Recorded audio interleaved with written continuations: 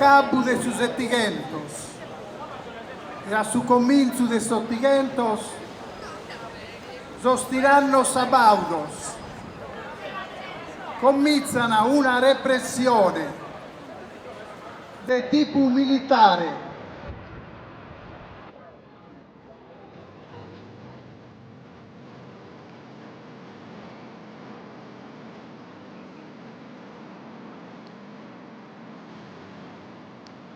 Ieri sono stato a Cagliari per Salite da Sardegna, bellissimo vedere alcune persone che si riuniscono per ricordare un giorno così importante. Ringrazio l'Assemblea Nazionale Sarda che ha organizzato tutto, ho conosciuto tante persone, siamo fatti belle chiacchierate, eravamo un po' come gli indigeni che celebravano il loro giorno e attorno a noi c'erano i turisti che ci guardavano un po' così, curiosi, e gente che urlava seduta al bar, mentre da una finestra qualcuno parlava dei sardi che hanno dato la vita per la rivoluzione. Il popolo sardo è stato l'unico popolo europeo che è riuscito a fare una rivoluzione senza l'aiuto esterno.